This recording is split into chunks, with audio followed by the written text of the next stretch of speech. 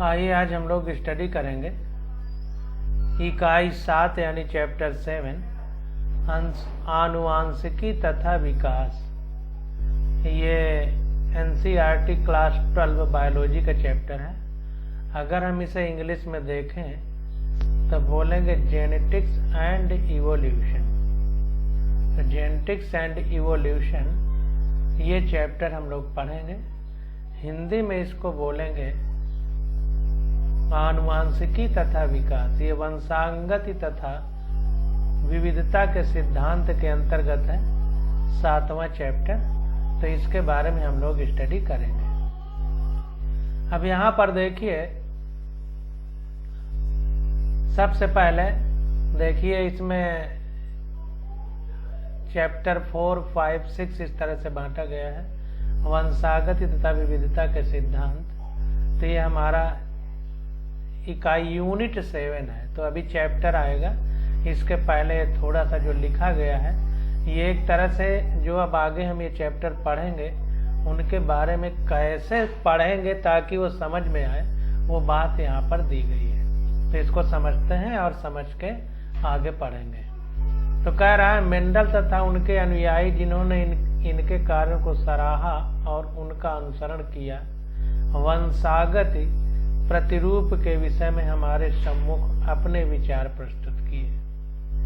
तो Gregor John Mendel एक scientist थे, तो वो और उनकी जो बातों पर सहमत हुए उनको अनुयायी कहते हैं। तो अनुयायी जिन्होंने इनके कार्यों को सराहा, यानी मेंडल के कार्यों को जो सराहा और इनका अनुसरण किया। अनुयायी का मतलब ही अनुसरण करने वाला। तो वंशागति प्रतिरूप के विषय में हमारे सम्मुख अपने विचार प्रस्तुत किए। तो इनहेरिटेंस से संबंधित, वंशागत का मतलब इनहेरिटेंस। तो इनहेरिटेंस किस प्रकार से होता है, उसका पैटर्न का जो आइडिया है ये हमारे पास इन्होंने प्रस्तुत किया। तो वो आइडिया क्या है, कैसे वंशागति होती है। वंशागति का मतलब वंश की गति, यानी एक पीढ़ी से अगली पीढ़ी में किस प्रकार से, जैसे हम हैं, हमारे बच्चे, ये हमारा एक वंश जो चल रहा है सदियों से, हजारों साल से, जब से प्रकृति बनी है, तो ये किस प्रकार से चल रहा है, इसके विषय में हम लोग समझेंगे। कह रहा है यद्यपि उन कारकों को लक्षण प्ररूप का निर्धारण करते हैं कि प्रकृति कुछ स्पष्ट नहीं थी। तो ऐसे फैक्टर, कारक का मतलब फैक्टर, जिनके कारण ये वंशागति होती है, यानी वंश गति करता है, जो हमारा हम हैं, फिर हमारे बच्चे, फिर उनके बच्चे, फिर उनके बच्चे, ऐसे एक क्रम चला आ रहा है। तो कौन सा ऐसा फैक्टर है जो इन लक्षणों को लेकर के अगली पीढ़ी में जाता है, उसे हम कारक कहते हैं। और उन कारकों के बारे में उतना स्पष्ट नहीं था मेंडल और उनके अनुयायियों को, स्पष्ट जानकारी नहीं थी। यह कारक वंशागति के आनुवांशिक आधार का प्रतिनिधित्व करते हैं और आनुवांशिक पदार्थ की संरचनाओं के बारे में बताते हैं तथा समजीनीय और समलक्षणियों के संरचनात्मक आधार का रूपांतरण करते हैं। यह सभी आगामी शताब्दी के लिए जीव विज्ञान के एक आकर्षण बिंदु बन चुके हैं। तो फैक्टर जिनकी बात की जा रही है, जो एक पीढ़ी से अगली पीढ़ी में किसी भी जीव के लक्षणों को ले जाते हैं, तो उन फैक्टर के बारे में कह रहा है कि यह कारक वंशागत के आनुवांशिक आधार का प्रतिनिधित्व करते हैं। तो जो आनुवांशिक आधार है, मतलब किस प्रकार से ये एक पीढ़ी से दूसरी पीढ़ी में लक्षण जाते हैं, उनका प्रतिनिधित्व करते हैं और आनुवांशिक पदार्थों की संरचनाओं के बारे में बताते हैं। और किस प्रकार से ये आनुवांशिक पदार्थ हमारे बने हुए हैं, इनके बारे में हमको बताते हैं। Understanding the structure of genetic material. आनुवांशिक पदार्थ मतलब जो जेनेटिक मटेरियल है उसके स्ट्रक्चर यानी संरचना के बारे में भी बताते हैं तथा समजीनीय और समलक्षणियों के संरचनात्मक आधार का रूपांतरण करते हैं। अब समजीनीय मतलब जिनके जीन समान है। जीन का मतलब वो पदार्थ जिसमें वो अभिलक्षण छुपे हुए हैं जो अगली पीढ़ी में जाते हैं, उनको जीन कहते हैं। तो वही कह रहा है कि the structure of genetic material and the structural basis of genotype and phenotype. Genotype का मतलब वो पदार्थ जिससे दिखाई देने वाले अभिलक्षण अगली पीढ़ी में जाते हैं, और दिखाई देने वाले अभिलक्षण जो होते हैं उनको फिनोटाइप कहते हैं। तो ध्यान दीजिए जीनोटाइप और फिनोटाइप। तो जीनोटाइप का मतलब थोड़ा सा पदार्थ जो अगली पीढ़ी में जाता है और वही मूर्ति रूप बन करके, शरीर रूप बन करके अपने लक्षण प्रकट करता है। तो जब शरीर रूप बन करके प्रकट करेगा तो उसे फिनोटाइप कहते हैं, और छोटे से पदार्थ के रूप में जो काम करेगा वो जीनोटाइप। जैसे एक साधारण से उदाहरण से अगर हम समझें कि जैसे पीपल है, तो पीपल का बीज होता है, एक बीज में पूरे पीपल के गुण छुपे हुए हैं। तो जो बीज है वो जीनोटाइप है, और पीपल जो हमें दिख रहा है कि इस बीज से ऐसा रूप धारण होगा, ये हमारा फिनोटाइप। तो इस बात को समझना। तो यहां पर कह रहा है कि समजीनी मतलब जीनोटाइप और समलक्षणीय यानी फिनोटाइप उनके लक्षण समानों के संरचनात्मक आधार का रूपांतरण करते हैं। यह सभी आगामी शताब्दी के लिए जीव विज्ञान का एक आकर्षण बिंदु बन चुके हैं। अब इतना टेक्निकलिटी आ चुकी है, टेक्नोलॉजी इतना बढ़ चुकी है कि अब इस पे रिसर्च हो रहा है। बायोटेक्नोलॉजी और जेनेटिक इंजीनियरिंग जैसे नए सब्जेक्ट आ गए हैं, वो हमको पढ़ाए जा रहे हैं, और ये कैसे जीन अगली पीढ़ी में इन लक्षणों को ले जाते हैं, इनका विस्तृत अध्ययन अब अगली आगामी आने वाली पीढ़ी के लिए कौतूहल का विषय बना हुआ है, यानी आकर्षण का बिंदु बने हुए। जीव विज्ञान के संपूर्ण ढांचे का विकास वाटसन, क्रिक, नीडेनबर्ग, खुराना, कोर्नबर्ग, पिता एवं पुत्र, बेंजर, मॉड्स, ब्रीनट आदि के विशेष सहयोग का मिला जुला परिणाम है। तो ध्यान दीजिए कि जीव विज्ञान के संपूर्ण ढांचे का विकास यानी जितनी भी बायोलॉजी है जो हम पढ़ते हैं, जीव विज्ञान देखिए में दो चीजें हैं। बायोलॉजी का मतलब जूलॉजी प्लस बॉटनी। जूलॉजी का मतलब जंतु विज्ञान, बॉटनी का मतलब वनस्पति विज्ञान। तो जंतु विज्ञान और वनस्पति विज्ञान को मिलके जीव विज्ञान यानी बायोलॉजी बनी है।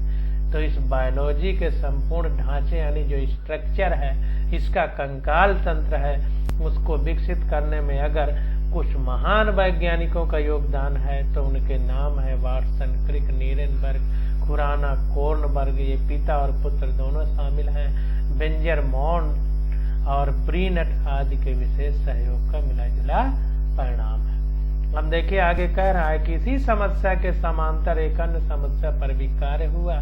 वह विकास की क्रियाविधि थी।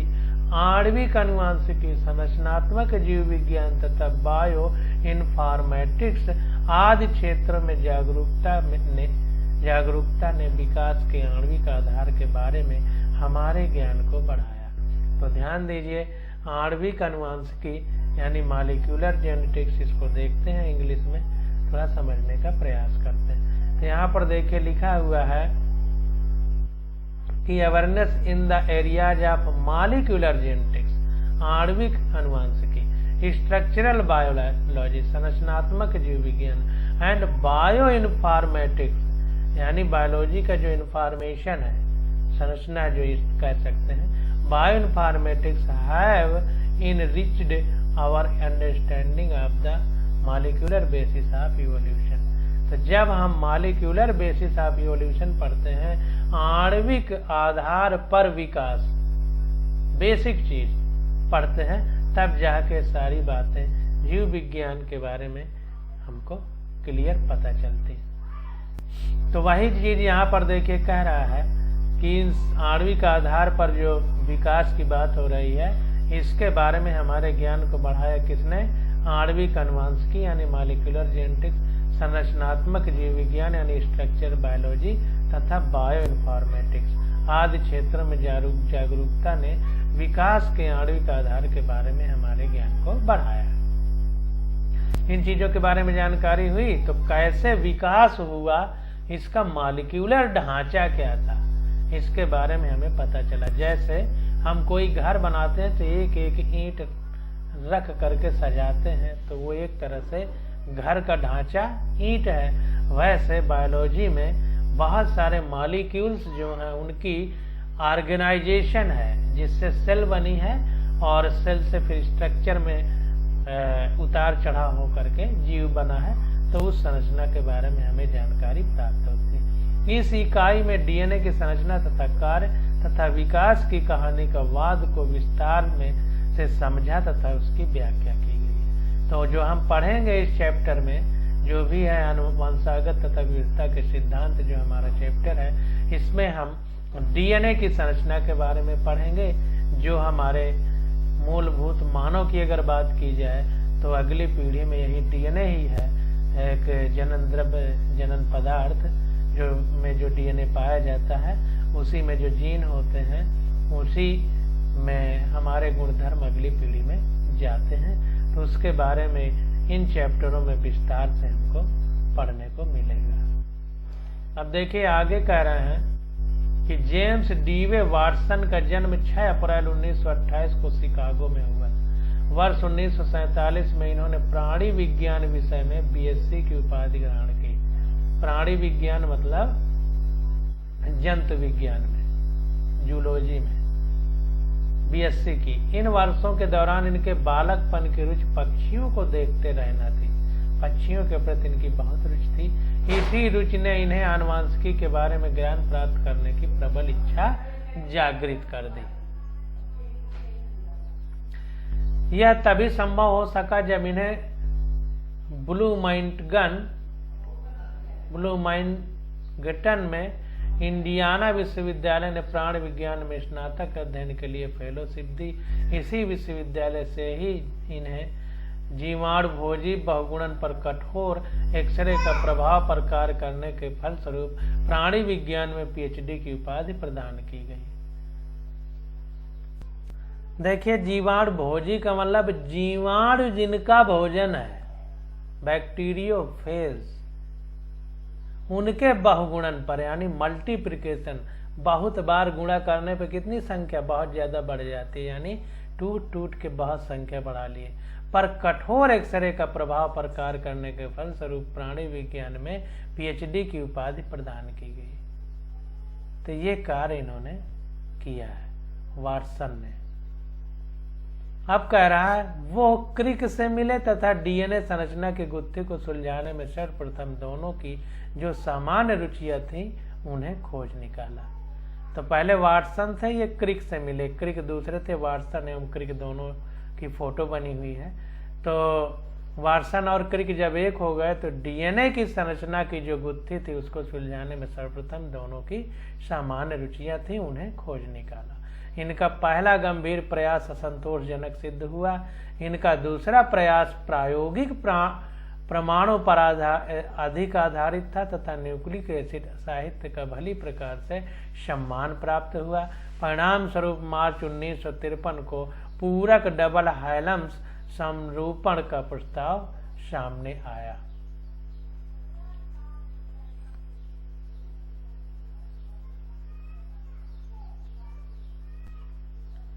तो यहाँ पर देखें, जो हमारे डीएनए के स्ट्रक्चर की बात थी तो वाटसन और क्रिक दोनों वैज्ञानिकों ने सॉल्व किया। और इसके बाद 1953 में in the proposal of the complementary double helical configuration, यानी जो डीएनए है उसमें दो धागे हैं और एक दूसरे में लिपटे हुए हैं, तो डबल हेलिकल, हेलिक्स का मतलब संरचना इस प्रकार होगी जैसे कोई चीज हो इस तरह, ऐसे ऐसे चले, तो इसको हेलिकल बोलते हैं।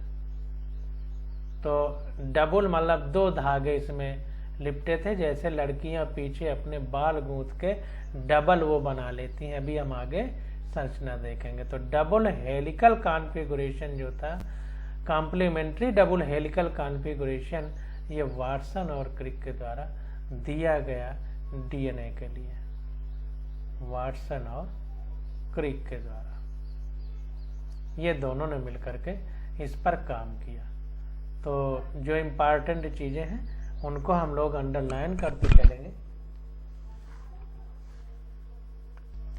अब देखिए, अगर हम आगे की बात करें तो कह रहा है कि फ्रांसिस हैरी क्रॉम्पटन क्रिक का जन्म इंग्लैंड के नॉर्थ एम्पटन में 8 जून 1916 में हुआ था। इन्होंने लंदन के यूनिवर्सिटी कॉलेज में भौतिकी का अध्ययन किया और वर्ष 1937 में बीएससी की उपाधि ग्रहण की। वर्ष 1954 में इन्होंने पीएचडी का कार्य समाप्त किया। इनकी थीसिस का शीर्षक 66 पॉलीपेप्टाइडों तथा प्रोटीन पर एक्सरे विवर्तन था।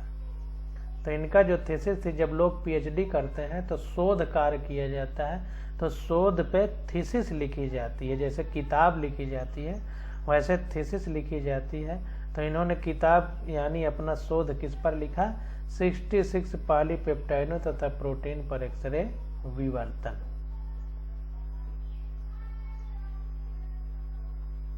इस पर इन्होंने थीसिस लिखी।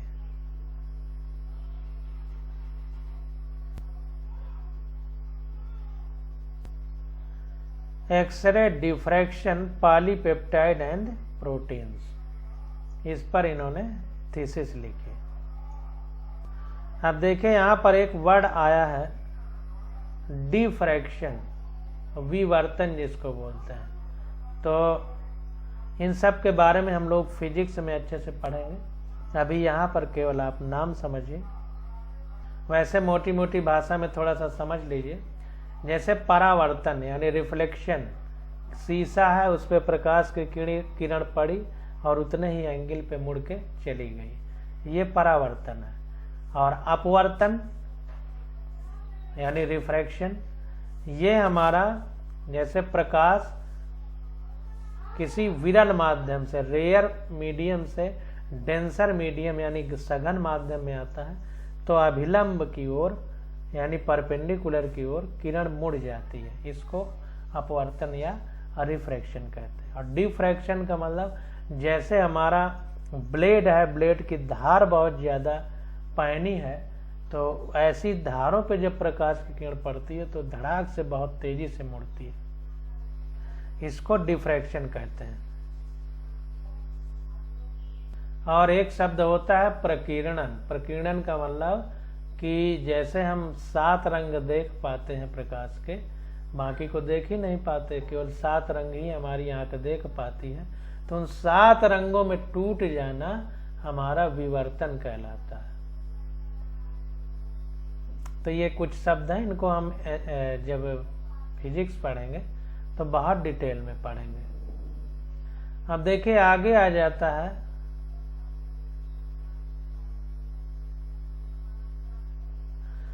क्रिक्स के जीवन काल में यदि किसी प्रकार का क्रांतिक प्रभाव उन पर पड़ा तो वो जेडी वाटसन से उनकी मित्रता का था।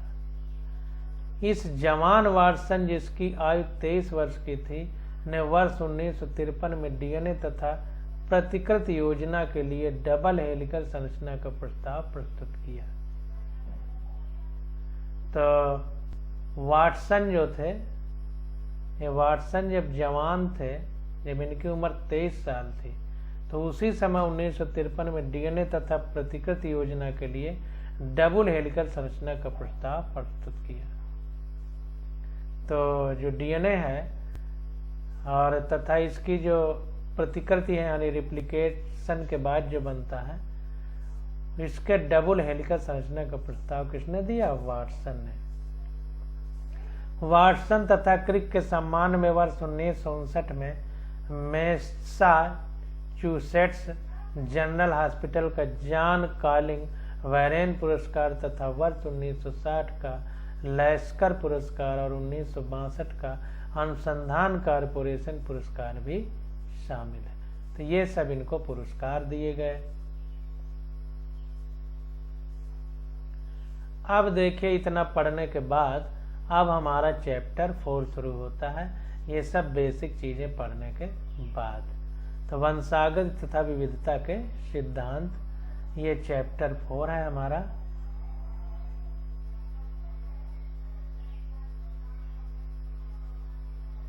Chapter 4 principle of inheritance and variation, यानी एक पीढ़ी से दूसरी पीढ़ी में कैसे हमारा वंश चल रहा है, इसका सिद्धांत क्या है, प्रिंसिपल, तथा जो एक व्यक्ति दूसरे से भिन्न है वो विविधता कहलाती है, यानी वेरिएशन इंग्लिश में बोलते हैं। तो ऐसा क्यों है कि एक जीव दूसरे से दिखने में भिन्न है, तो इस चीज के विषय में हम चैप्टर 4 में स्टडी करेंगे। तो सबसे पहले देखिए, भूमिका में पढ़ते हैं, कह रहा है क्या आपने कभी ये सोचा कि हाथी हमेशा सिर्फ हाथी को ही जन्म क्यों देता है, किसी अन्य जानवर को क्यों नहीं, या आम के बीज से आम का पौधा ही उगता है, कोई अन्य पौधा क्यों नहीं।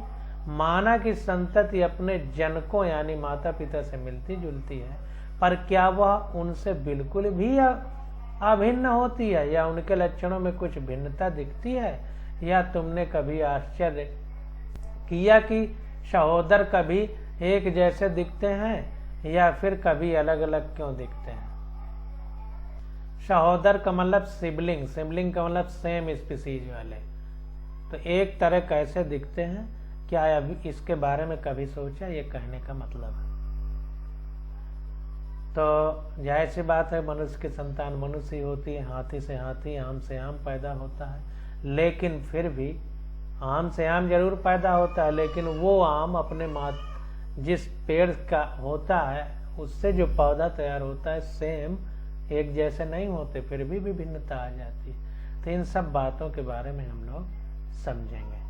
तो जीव विज्ञान की एक शाखा आनुवांशिकी, जिसको आनुवांशिक विज्ञान ऐसे तथा इनसे संबंधित अनेक प्रश्नों पर विचार करती है। तो जेनेटिक्स जो है इसके बारे में हम लोग स्टडी करेंगे, और ये जो क्वेश्चन हमसे पूछे जा रहे हैं इनका उत्तर हमको इसी में मिलेगा।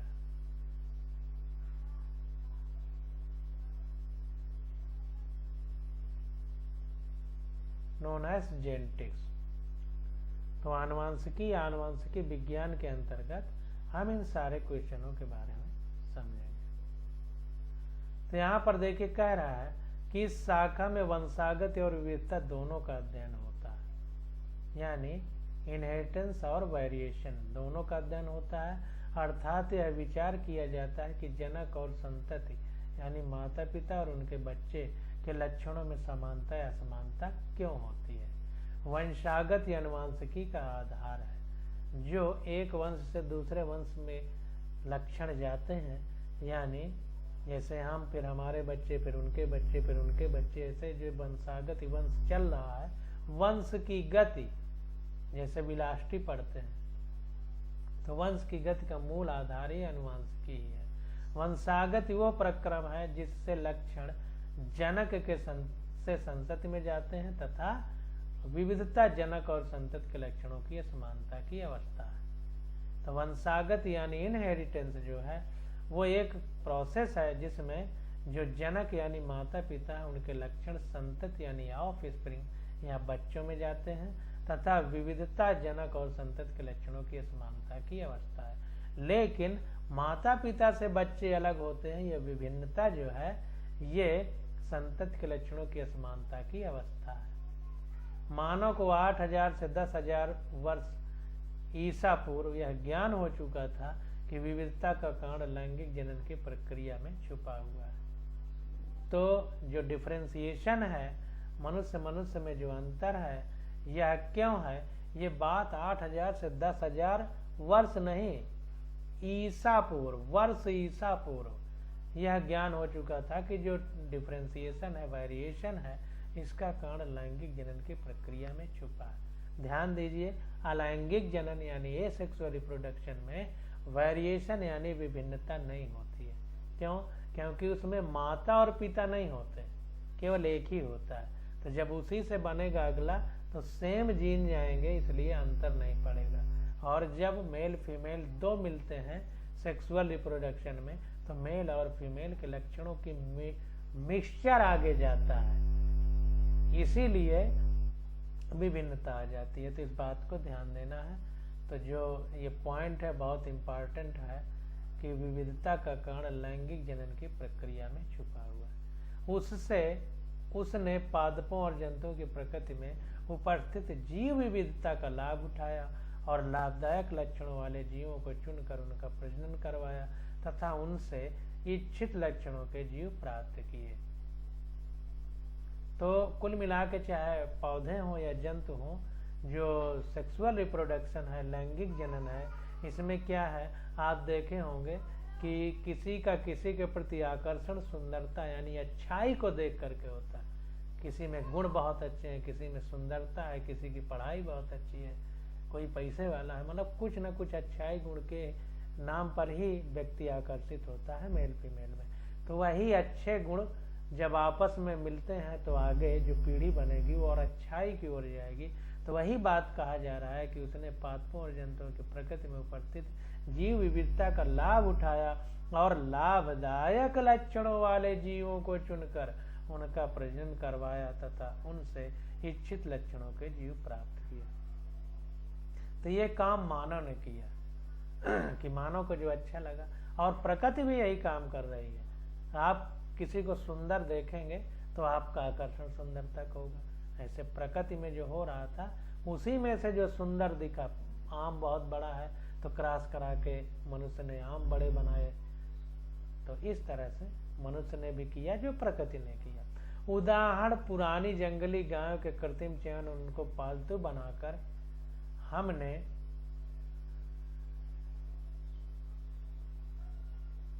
आज उच्च भारतीय किस्में प्राप्त कर ली हैं, जैसे पंजाब की साहीवाल गाय। तो ध्यान दीजिए कि जो जंगली गाय थी, ये उदाहरण द्वारा बता रहा है कि पुरानी जंगली गायों के कृत्रिम चयन यानी हम अपने हिसाब से चयन कर रहे हैं और उनको पालतू बनाकर आज उच्च भारतीय किस्में प्राप्त कर ली हैं। उनमें से एक उदाहरण है जैसे पंजाब की साहीवाल गाय। ये एक एग्जाम्पल है, ये पूछा जा सकता है। अब आगे कह रहा है, हमें मानना पड़ता है कि भले ही हमारे पूर्वजों को लक्षणों की वंशागत और विविधता का ज्ञान था, किंतु उनको इन घटनाओं के वैज्ञानिक आधार के विषय में बहुत कम जानकारी थी। तो कुल मिला के कहने का मतलब ये है कि हमारे पूर्वजों को ये बात पता थी कि एक पदार्थ है जिससे आगे लक्षणों की वंशागति हो रही है, लेकिन उस पदार्थ की गुणवत्ता क्या है, उसकी प्रकृति क्या है, उसके गुणधर्म क्या है, उनकी संरचना क्या है, इतना गहराई में उनको नहीं पता था। अब देखिए आगे आ जाता है मेंडल के वंशागत के नियम। तो इनकी स्टडी हम लोग अगले लेक्चर में करेंगे। आज बस यहीं तक।